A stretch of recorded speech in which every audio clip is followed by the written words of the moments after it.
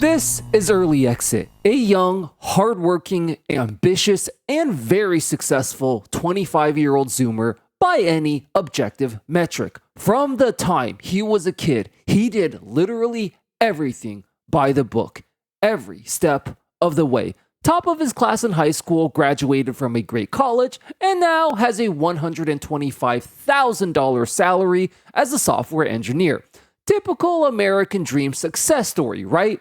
Well, unfortunately, not.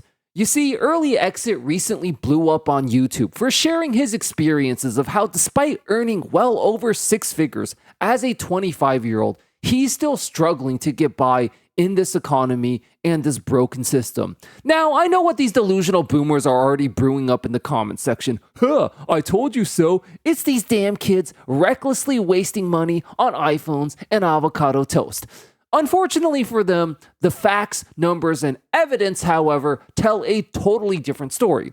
In his video, Early Exit did a fantastic job breaking down the raw facts and numbers, proving how it's legitimately difficult to live off $125,000 now, no matter how well you budget. Let's do a quick breakdown and summary here. First of all, he lives in New York City, which is a non-negotiable living expense that he can't just budget his way out of. His job is literally located in NYC, and if he tried to move to a smaller, more affordable city, his salary would be much less, and he'd be right back to where he started. NYC has some of the highest tax rates in the country, and as a result, after taxes, he's already down to only $80,000 per year.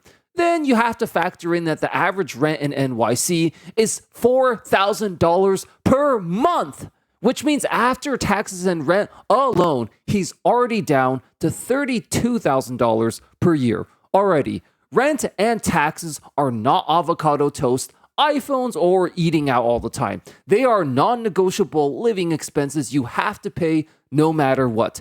Delusional boomers might chime in saying, you could just get a roommate to cut back on rent, but I'm not gonna lie, this is the dumbest, most nonsensical logic I've ever heard in the context of this example. Living with roommates is supposed to be for teenagers and college students, not for a middle-class working professional. If a guy making six figures a year needs roommates just to get by, that is the system failing, not him. These are the same people who say that you should be getting married and starting a family around this age, so I don't know how they tell you to start a family and then literally turn around and tell you to get a roommate in the exact same sentence. Like, what? Do I just raise a family of three with my roommates living in the basement or something? I don't know how that would work exactly. So, out of the $32,000 remaining, transportation costs easily add up to $1,000 per month, if not more, between car payments, gas, and insurance.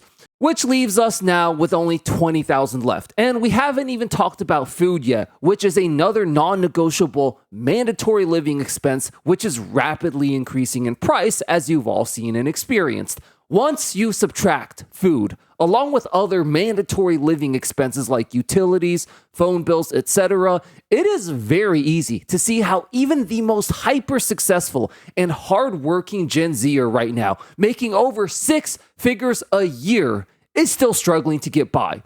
But we all know this by now, and have covered this in literally hundreds of videos. So what's the solution actually, and where do we go from here? Well, let's find out now.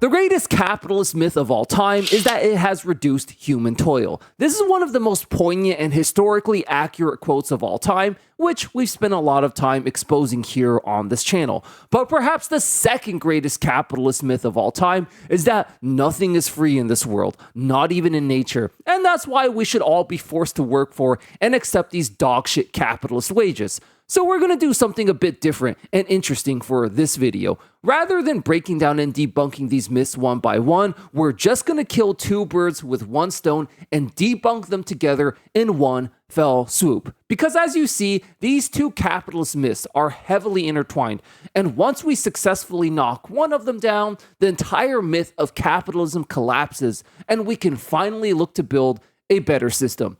You've heard about the birth rate crisis that's afflicting just about every developed country on earth right now. Population numbers are plummeting off a cliff because young people simply can't afford to have kids anymore.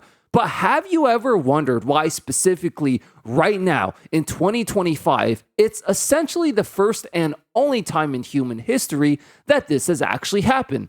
Obviously, we've had population declines before, between all the wars, plagues, and famines that have happened throughout human history. But those were all due to external forces. This is the first time it's happening because people are voluntarily choosing not to because they can't afford it.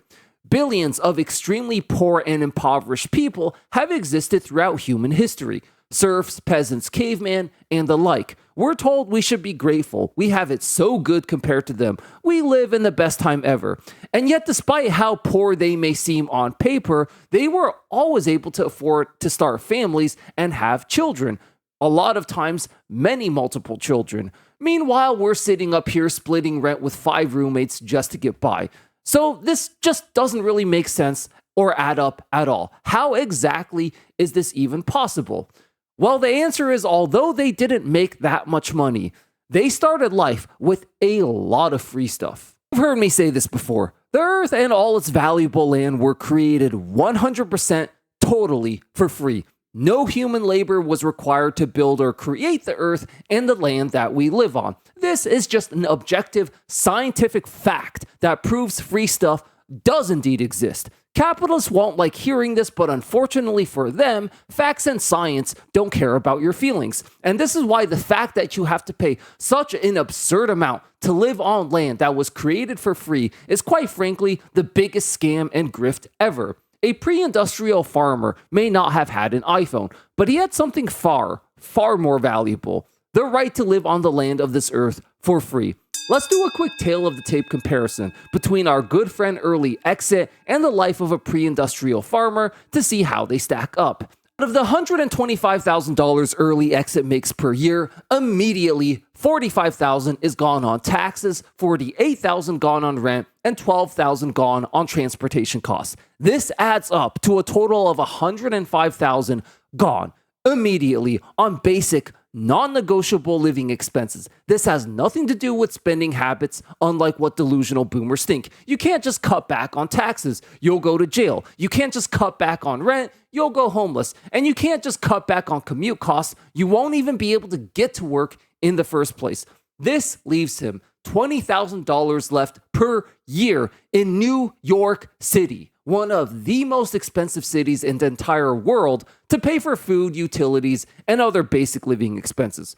Our pre-industrial farmer, on the other hand, lives in a house that was passed down for generations. He gets to live on the land for free, as he rightfully should, because the land was literally created for free in the first place. People back then had communal farms where they split food production duties between multiple households, and they were able to do that because, once again, they had access to the land of the earth for free. Remember how early exit has to pay $4,000 per month on rent?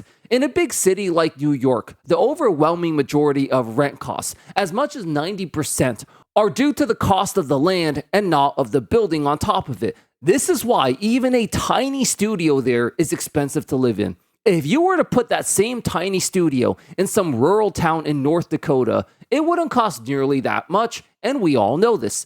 So this means that he has to pay around $3,600 per month for land that was created completely for free. And this is why the capitalist lie that nothing is free is the biggest scam and grift ever. They've managed to brainwash you that paying $3,600 a month for something that was created for free is normal, and that you're the lazy one if you don't want to do it. Our pre-industrial farmer didn't have to pay this absolutely exorbitant rent fee to live off land that was created for free. He also doesn't have to pay for commute costs, as commuting for him is just a 50-step walk to the farm. A common response I see in the comments whenever I talk about this is, well, if you like this lifestyle so much, no one's stopping you from getting your own homestead.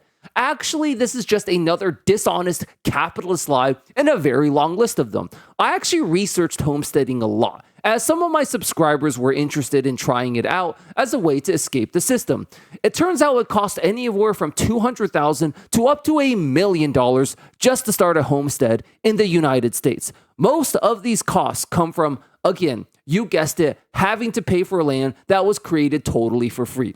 You can see the pattern by now. Free stuff objectively and scientifically existed everywhere in nature before capitalism. Capitalists then stole that land and put it behind a paywall, and now they tell you that nothing is free. And this is why, despite making so much less materially speaking, pre-industrial farmers could afford things we can only dream of. They started off the game of life with a ton of free stuff. Every single one of them essentially had a $200,000 homestead for free from the time they were born. We, on the other hand, were born into an era where everything's behind a paywall. Keep in mind, too, that early exit is an extremely smart, hardworking, and successful individual who makes over $125,000 per year, well within the top 1%, and even he struggles to get by through no fault of his own. If we were to take a look at the average Gen Z or millennial, not a top 1% guy like early exit, it's unquestionable that we have it insanely bad compared to anyone else in history, because we literally live in the most expensive era ever. So, what's the solution to all this? Well, thankfully, a lot of promising ones are starting to emerge. Part 2, anti-consumption. As you've just seen, even if you make 6 figures per year, you're never going to out-earn this economy and this system. So since you can't out-earn these absurd living costs, traditional paths such as working harder, getting a better education, or obsessing over your career are just totally outdated and obsolete at this point. What you can do, however, is anti-consume your way out of this mess. The anti-consumption subreddit recently blew up, amassing over 700,000 weekly visitors, and they provide some of the most creative and practical solutions I've ever seen. So let's go through the best of them in quick, rapid-fire succession. Number 1, secondhand shopping. Now, I've kind of always done this intuitively even before the anti-consumption movement blew up, as I found that oftentimes used items, whether they're games, clothes, or books, are just as good as new ones, or at least let's say 90% as good, while being, of course, significantly cheaper. You really don't need the latest, brand new, shiniest item all the time. For example, gaming is a hobby of mine, obviously speaking, and I've found out that if I simply stack up a decent backlog, I can generally wait it out until the new game I want to play goes on sale. Most of the time, I simply just scoop up a game that looks interesting when it hits the big, I'd say 70-ish% discount range, and it kind of helps that most new games these days suck and a lot of the older games are better anyways, but that's perhaps a different topic for a different day. You can apply this exact same strategy to clothes, electronics, books, or whatever hobby you love. This can help you get off to a great start. But I know what you're thinking. This doesn't help you when it comes to rent, food, or other basic living expenses, which is the biggest struggle for most of you right now. Don't worry, I got even better tips for you when it comes to that coming up next. Number 2, a flexitarian diet. Hey guys, we set out on a mission during the summer to take down the biggest, most vile Gen Z hater, the angry guy. A straight up horrible, horrible human being who hates Gen Z so much, he even celebrates them dying. Thanks to you, we've gained a ton of ground on him over the summer, and we've set a new goal to surpass him in subscribers and defeat him once and for all by the end of the year. So, if you're new here and enjoying this content, definitely consider subscribing and helping us take down the biggest, most evil, final boss Gen Z hater. With your help, we can absolutely do this. So, I recently made the lifestyle choice to go vegetarian after learning about all the horrific conditions most farm animals are forced to live in and endure. Now, don't worry, this video isn't about my personal life choices, and I won't be lecturing you on the ethics of animal rights or eating meat or whatever. I understand how hard it can be to give up meat, but as I went vegetarian, I noticed a very interesting unintended consequence. My food bill had gone down substantially, something I wasn't really expecting. It turns out meat is actually quite expensive. And not only that, but it was also way easier and took way less time to cook and prepare meals, as you don't have to sit there forever waiting for the meat to cook thoroughly. But I understand that giving up meat entirely is really difficult for most people to do, so a more practical alternative is to implement what's called a flexitarian diet. Flexitarian simply means you try your best to reduce your meat consumption as much as you possibly can, but you don't necessarily have to go to the extreme lengths of cutting it out completely. For example, if you eat meat every single day, you can cut it back to only eating it twice per week. Or let's say you eat it every single meal, you can cut back to only eating it for dinner. Once a day, let's say. Whatever limits you want to put on your meat consumption is completely and entirely up to you. The term flexitarian is subjective, and there are no arbitrary limits on exactly how much you must reduce your meat consumption in order to qualify. Too often in life, I find that we fall in the trap of thinking we either have to do everything at once or, nothing at all. And this is why we end up, for example, not finishing a lot of workouts. Like, we've all skipped workouts because we've planned this big, epic 2-hour workout we saw on YouTube, and then it gets ingrained into our head that we have to do the whole workout, otherwise it doesn't count. And as a result, we don't do these simpler 20-minute workouts that would be at least far better than doing nothing. So rather than trying to go full-on vegan all at once, take it one step at a time and aim for gradual progress instead. Even if you only manage to reduce it by a little, that's still better than nothing and will save you a lot of money over time. Number 3, moving abroad. Now, Early Exit didn't choose this specific username by accident. He's seen the writing on the wall. America has just straight up become too expensive, and the only way to get out of these ridiculous rent prices at this point is to leave. I've covered different solutions in the past in other videos, such as van life or homesteading, but the problem with these is that van life has just been made illegal now by the latest executive order on homelessness from this administration, and as we covered earlier, it costs a ton of money just to even start up a homestead now. It seems that the powers in charge have finally realized that people are trying to escape their broken system, and of course, they want to stifle this as much as possible. So the only way out at this point is to just leave the West altogether. This, by the way, is already happening in droves. A lot of Gen Z and millennials are flocking to various parts of Europe, Asia, and South America, and they are documenting their new lives all over social media.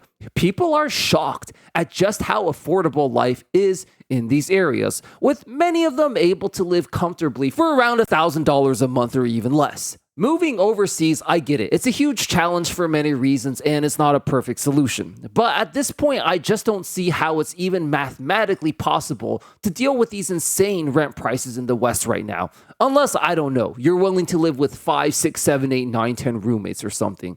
There's also the concerns, of course, that moving abroad causes gentrification, which means essentially you'll price out the locals and make it harder for them. But honestly, if you're living an anti-consumption lifestyle and spending very little money, this is a negligible issue, as you'll probably be spending even less money than the locals. Not to mention, they have way more immigrants from their country going to the West to look for jobs. So by leaving the West, you're actually making it easier for them, as that's one less person, one less of their immigrants in the West who they have to compete against for a job. So overall, you're probably actually making it easier for them, and it's really a win-win for everyone. Number 4, a general mindset shift. All right, final tip to top this all off, and perhaps the most important one. If you choose the path of anti-consumption, understand that you are a winner and that you should be proud of yourself. Not only are you saving your own life and your own bank account, you are objectively saving the planet and saving lives as well. And this is something to be proud of, way more so than having a bunch of shiny material possessions that you don't really need anyways. Success isn't about getting rich or having a career anymore. We've just seen that even the highest paying careers of over $125,000 per year won't get you anywhere anymore. It's now all about slowing down, protecting your peace, prioritizing your health, and escaping this broken system. If there's any generation capable of doing this in mass, it's Gen Z. You guys are not only the generation who's realized how BS the system is, you're the only ones who have the balls to ultimately do something about it and change it as well. We talk about this more in this video right here. Check it out. I'll see you there. Thanks for watching.